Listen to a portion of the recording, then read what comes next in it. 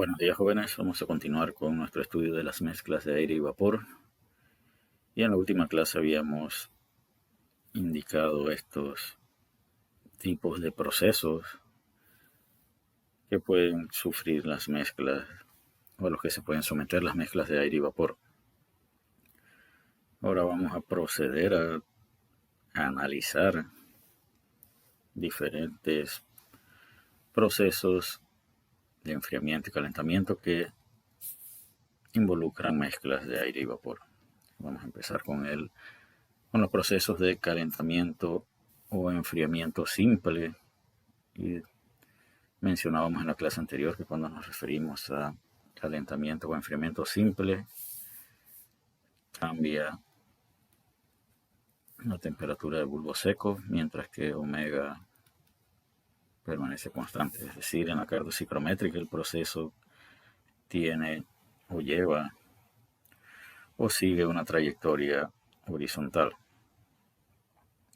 Para el caso que muestra esta figura, la temperatura del bulbo seco disminuye, por lo tanto sería un proceso de enfriamiento simple.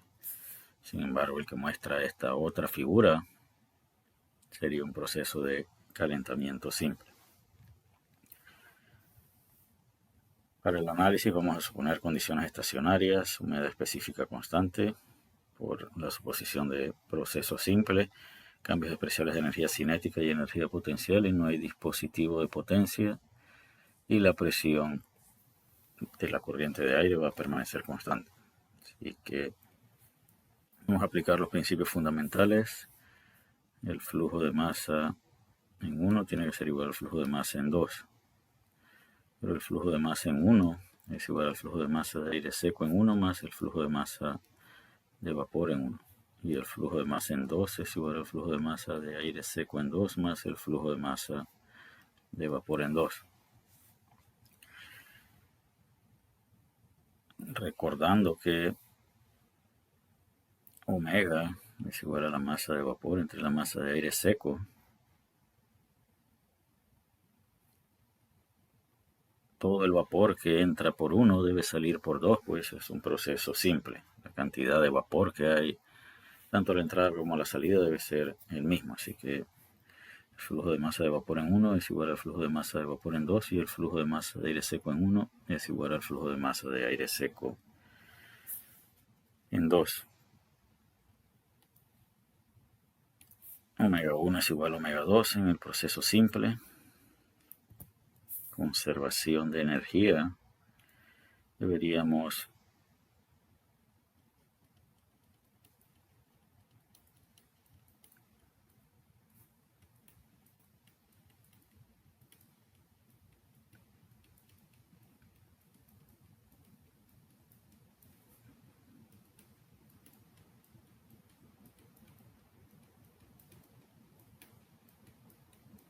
esta sería la ecuación completa de balance de energía para ese sistema estacionario. No hay dispositivo de potencia. Con cambios despreciables de energía cinética y energía potencial obtenemos que 0 es igual a la razón de transferencia de calor de entrada más el flujo de masa de entrada por la entalpía de entrada menos el flujo de masa de salida por la entalpía de salida. Pero si recordamos en la evaluación de la entalpía de la mezcla de aire y vapor, la entalpía H1 tiene unidades de kilojoules sobre kilogramos de aire seco. Y es por eso que acá esta energía de flujo a la entrada y a la salida la podemos expresar en función de el flujo de masa de aire seco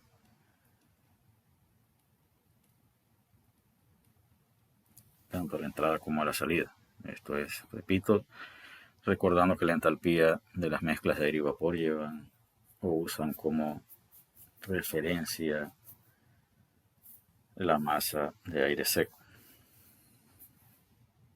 Y de ahí obtenemos esta expresión.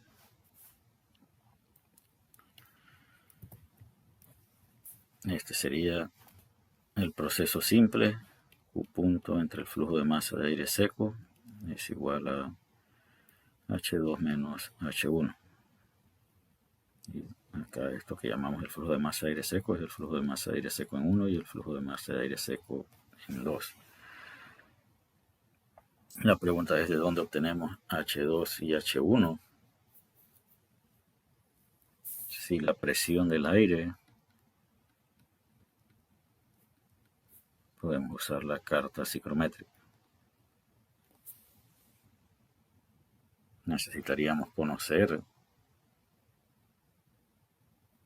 otras dos condiciones en cada uno de estos estados para poder definir H2 y H1. En el caso que muestra la figura, H2 lo tendríamos hacia acá y H1 lo tendríamos hacia acá. Definíamos en la clase anterior lo que era calor latente y lo que era calor sensible, por lo tanto vamos a permitir que los estudiantes respondan en el foro esta pregunta. Para un proceso de calentamiento o enfriamiento simple, ¿el calor será sensible o será latente o habrá una combinación de ambos?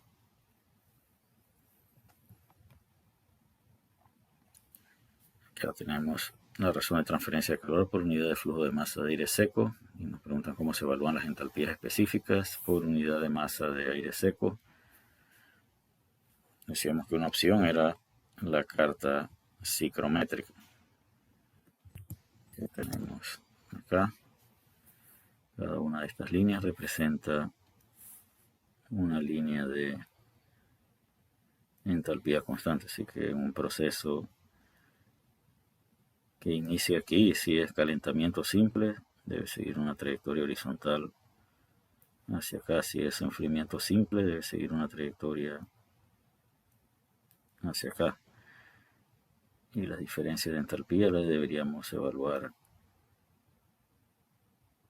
acá. Este sería H1 y este sería H2. Esa sería una manera de evaluar las entalpías utilizando la carta psicométrica. Para que eso sea posible,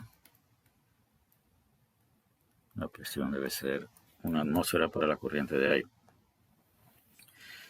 En función de las propiedades de aire seco y las propiedades de vapor, esta sería la manera de definir la diferencia de entalpía. Acá debemos reconocer que omega 1 es igual a omega 2 en el proceso simple. Así que estas entalpías podemos obtenerlas de las tablas de aire y estas entalpías las podemos obtener de las tablas de saturación a las temperaturas 2 y 1. Si suponemos que el aire se comporta como gas ideal con calores específicos constantes, el aire seco, entonces podemos aproximarlo a esta expresión. Así que esto requiere tablas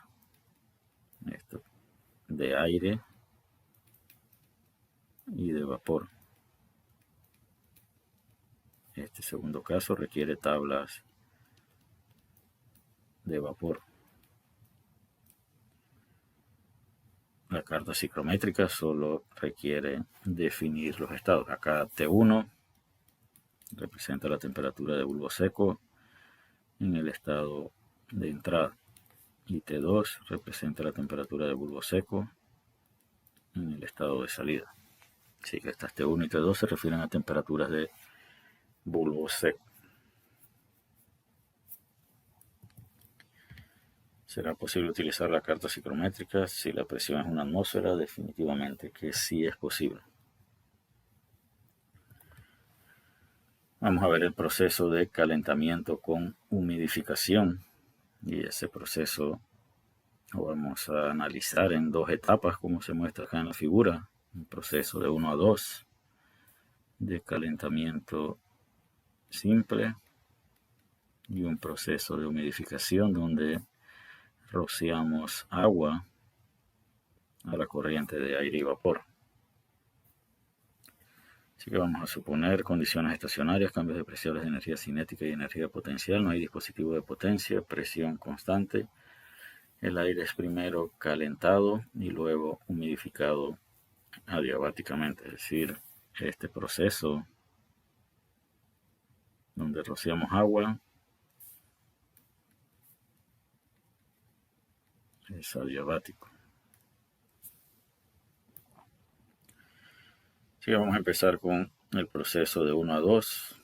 El proceso de 1 a 2 es calentamiento simple. El flujo de masa de aire seco en 1 es igual al flujo de masa de aire seco en 2. Y el flujo de masa de vapor en 1 es igual al flujo de masa de vapor en 2. Y esto nos sabemos que omega 1 y omega 2 son iguales.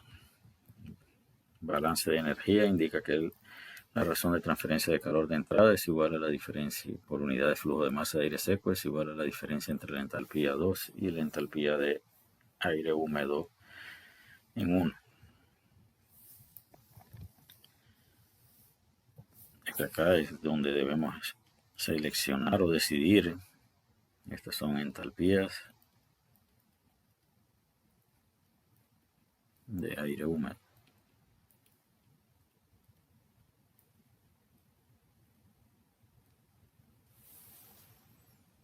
Y decíamos que para definir un estado de aire húmedo necesitábamos 3 condiciones. Ahora, ¿cuántas opciones tenemos para evaluar esa entalpía? Carta psicométrica. Es una opción solo si la presión es una atmósfera. También podemos utilizar tablas de aire seco y de vapor. O podemos suponer calores específicos constantes para el aire seco y usar solamente tablas de vapor para determinar estas Hg. Así que, repito, tenemos 3 opciones para evaluar la diferencia de entalpías. Y una vez hayamos decidido una de las 3 opciones, debemos usar esa tercera opción consistentemente, o esa opción que seleccionemos consistentemente. El proceso de 2 a 3 decíamos que es adiabático. En ese caso,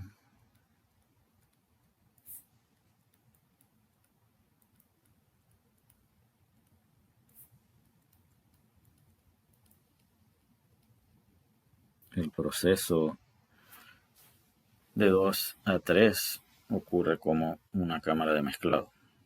Conservación de masa entre 2 y 3, lo que vamos a agregar es agua. Por lo tanto, el flujo de masa de aire seco en 2 es igual al flujo de masa de aire seco en 3. Sin embargo, el flujo de masa de vapor en 2 más el flujo de masa de agua es igual al flujo de masa de vapor en 3. De tal manera que el flujo de masa de vapor en 2 o en 3 menos el flujo de masa de vapor en 2 es igual al flujo de masa de agua suministrado. Si dividimos esto entre el flujo de masa de aire seco,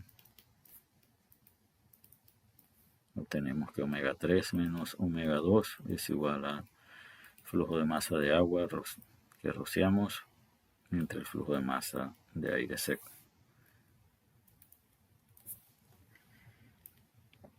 Y esa es la manera en la que podríamos definir el flujo de masa de agua requerido, donde acá este es omega 2 y este es omega 3.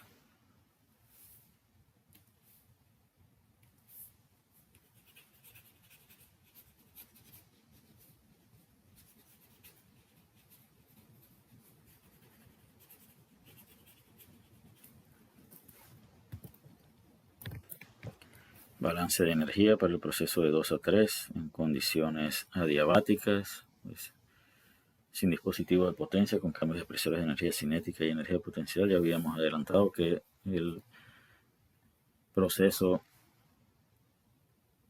era como una cámara de mezcla, así que acá tenemos energía de flujo de entrada y energía de flujo de salida. Flujo de masa de aire seco por H2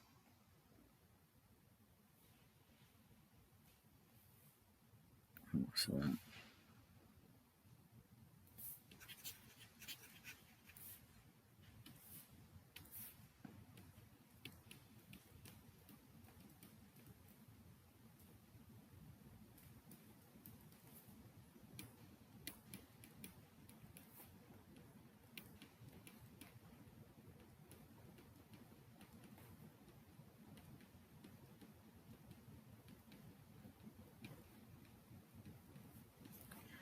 Y aquí obtenemos que H3 menos H2 debe ser igual a omega 3 menos omega 2 por la entalpía del agua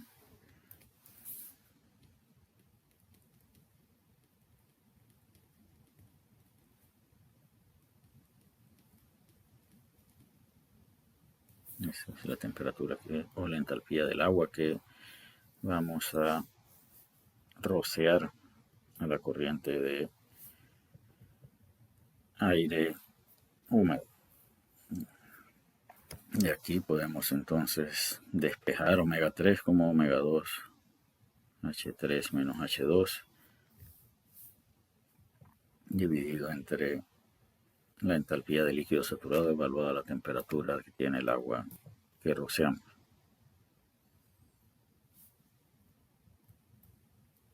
Esta ecuación es general y nuevamente debemos decidir cómo vamos a evaluar estas entalpías. En teoría, este problema podría ser un problema iterativo. ¿Por qué decimos que el problema puede ser iterativo? Y supongamos que T3 fuese la incógnita.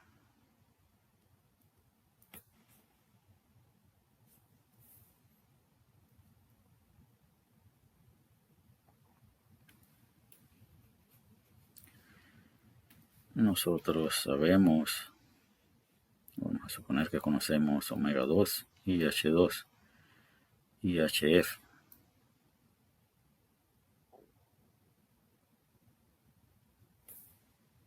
Sin embargo, esta entalpía depende de este omega.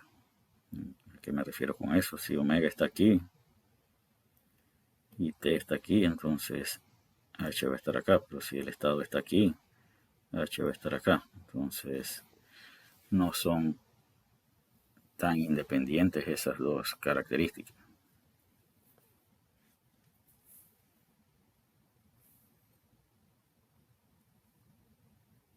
Y el problema puede llegar a ser iterativo. Se necesita conocer alguna propiedad del estado 3, además de la presión. Y definitivamente si conocemos H3, es fácil despejar omega 3. O si conocemos omega 3, es fácil despejar H3.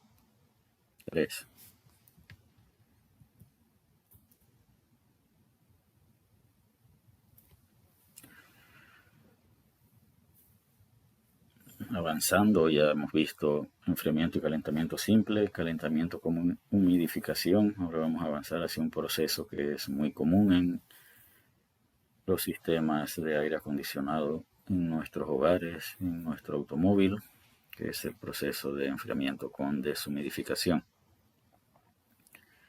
Decíamos en clases anteriores que es el aire acondicionado de su hogar o de su automóvil no solo se encarga de reducir la temperatura del aire, también se encarga de quitar humedad del aire y por eso es que vemos gotear la parte externa de nuestras unidades de aire acondicionado. Es que vamos a suponer condiciones estacionarias con cambios especiales de energía cinética y energía potencial. No hay dispositivo de potencia y presión constante. Acá vamos a tener a la entrada una corriente de aire húmedo que intercambia calor con un serpentín de enfriamiento. Esto puede ser bien el evaporador de su ciclo de aire acondicionado. A la salida vamos a tener un flujo de aire húmedo.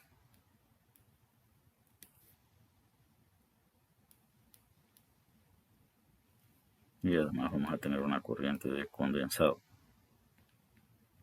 Y esta corriente de condensado constituye el vapor que hemos, o la humedad que le hemos extraído al aire.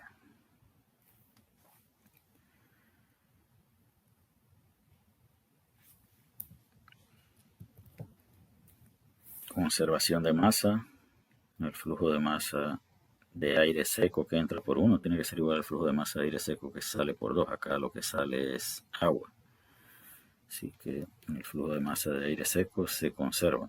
Ahora, para el agua tenemos una entrada, flujo de masa de vapor en 1 es igual al flujo de masa de vapor en 2 más el flujo de masa de agua de condensado.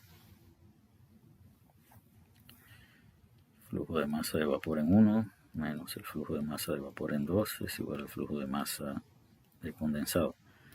Omega 1 menos omega 2 por el flujo de masa de aire seco es igual al flujo de masa de agua de condensado. Y acá el flujo de masa de agua entre el flujo de masa de aire seco es omega 1 menos omega 2. Y esto es lo que aprendemos de balance de masa.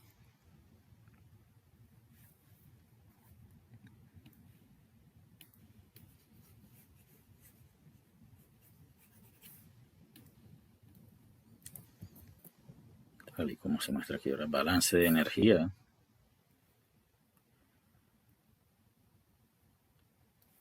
tomando un volumen de control alrededor del serpentín. Diríamos que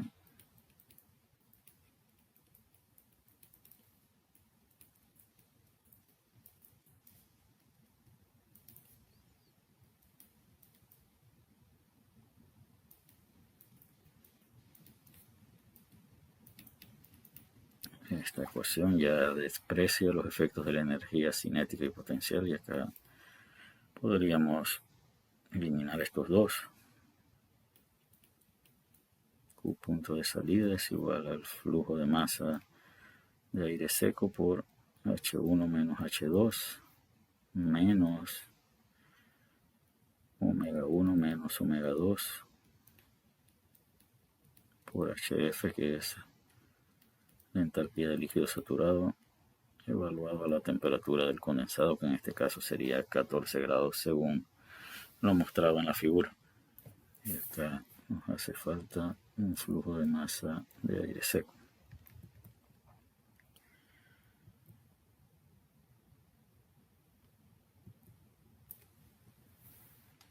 Nos indican en ocasiones se tiene que recalentar el aire para producir la humedad relativa deseada. Y vamos a ver a qué se debe ese comentario. Esta es la ecuación de balance de energía,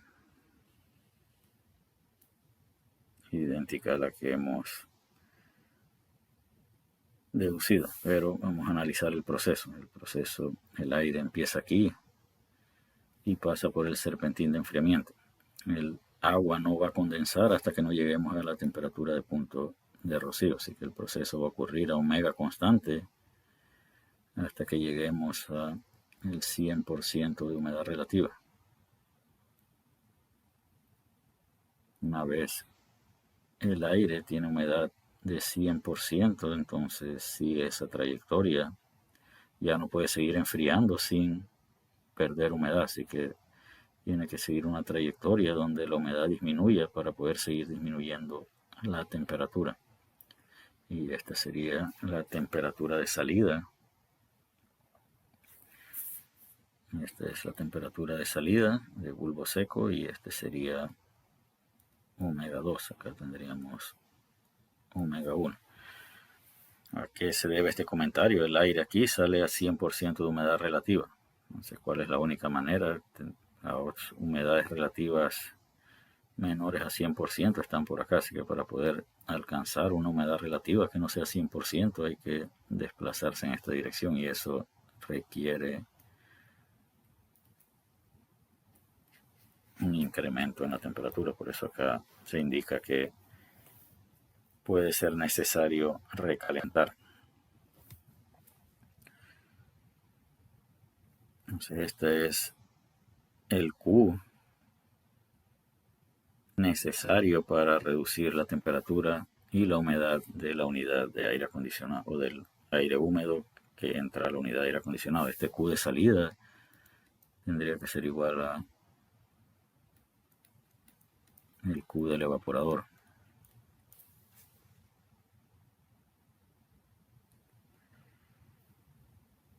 Ahora, ¿cómo obtenemos o cómo evaluamos ese Q de salida? Necesitamos H1, H2. H1 es función de bulbo seco 1, omega 1 y P1, por ejemplo. Acá puede ser Φ1 también. H2 es función de la temperatura de bulbo seco en 2, Φ2 y P1, proceso de esa presión constante. Y HF es la entalpía del líquido saturado a la temperatura de bulbo seco en 2. Acá esta temperatura y esta pueden coincidir. Entonces esta es la manera más general o más correcta de hacer este cálculo. Ahora, en la práctica, vamos a preguntar en qué orden de magnitud está omega.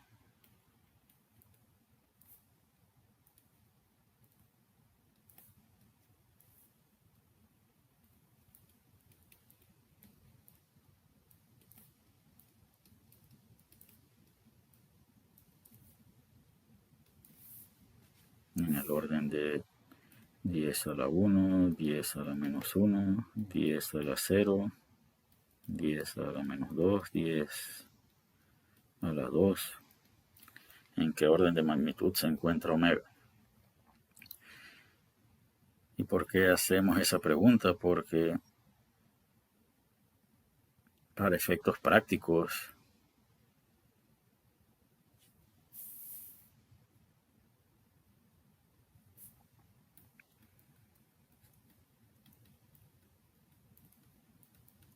esto es muy comúnmente usado en la práctica, es decir, buscar acá H1 y acá H2 y despreciar este término.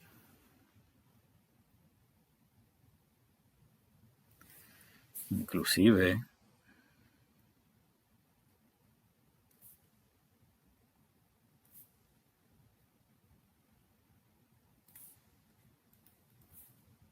ese análisis se utiliza para decidir que de aquí a aquí es la carga latente y de aquí a acá la carga sensible. Lo repito, este análisis requiere de que se desprecie este término. Entonces, por eso es importante reconocer en qué orden de magnitud está omega. Que si omega es un número grande, el resultado no sería muy correcto. Ya después, cómo evaluamos H1 y H2 o la diferencia H1 y H2, siempre vamos a tener tres opciones. Habrá algún componente de calor latente en el proceso de enfriamiento con deshumidificación. Definitivamente ya lo describíamos en la carta psicométrica.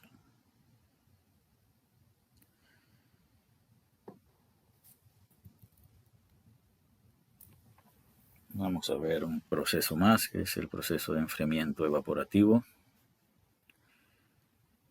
Y en el proceso de enfriamiento evaporativo, que es el proceso que se observa en los abanicos de la imagen que acompaña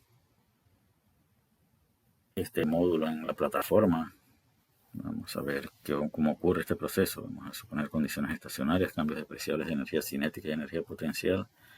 No hay dispositivo de potencia, presión constante y transferencia de calor despreciable.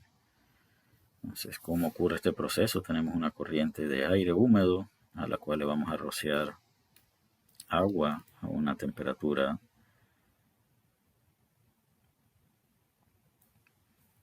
quizás un poco mejor. Así que acá es un poco menor.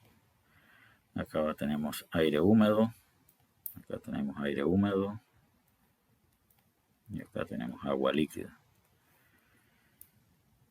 Esto, al igual que en el proceso de humidificación, en el proceso de calentamiento con humidificación, opera como una cámara de mezclado. Sin embargo, acá todo el aire seco que sale por acá, el único lugar por donde entró es por acá, así que el flujo de masa de aire seco en 1 es igual al flujo de masa de aire seco en 2. Ahora, el flujo de masa de vapor en 1 más el flujo de masa de agua es igual al flujo de masa de vapor en 2. Por lo tanto, omega 2 menos omega 1 es igual al flujo de masa de agua dividido entre el flujo de masa de aire seco. Tal como se observa aquí, el balance de energía, despreciando efectos de energía cinética y energía potencial, flujo de masa de aire seco por H1 más el flujo de masa de agua por la entalpía del agua más el flujo de masa es igual al flujo de masa de aire seco por la entalpía de 2. Acá diríamos que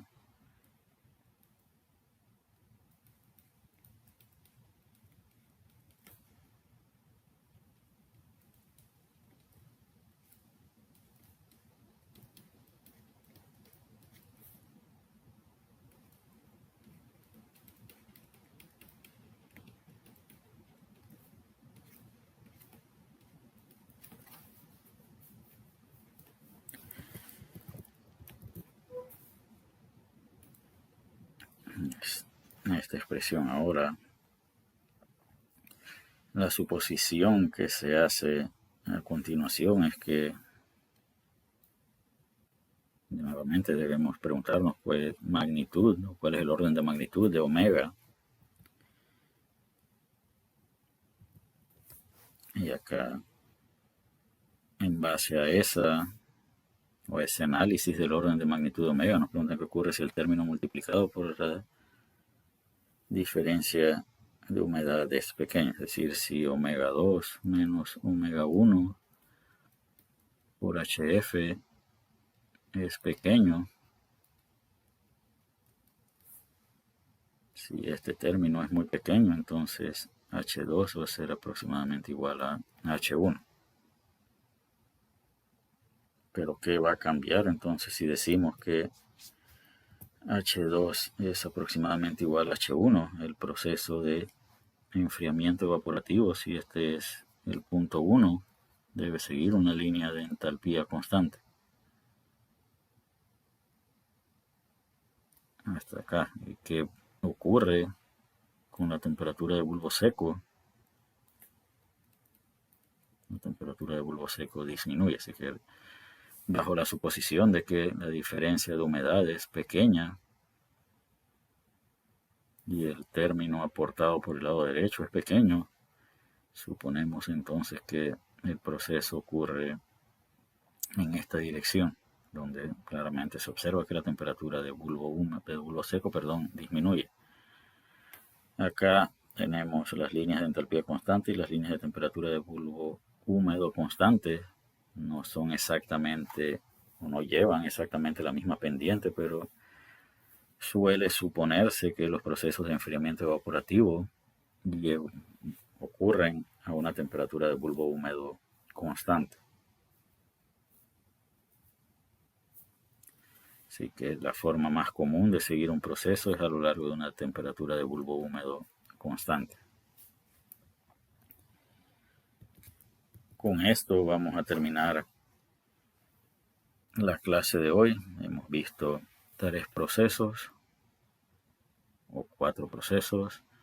Los procesos simples de enfriamiento y calentamiento. Hemos visto calentamiento con humidificación, enfriamiento con deshumidificación y enfriamiento evaporativo.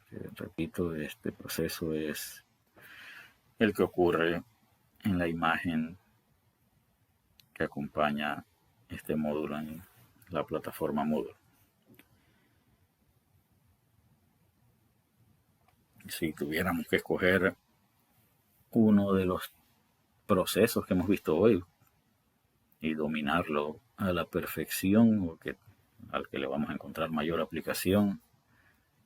Enfriamiento con deshumidificación sería el caso más común en nuestro ambiente. Así que con esto concluimos esta clase y continuaremos con los restantes procesos en la próxima grabación.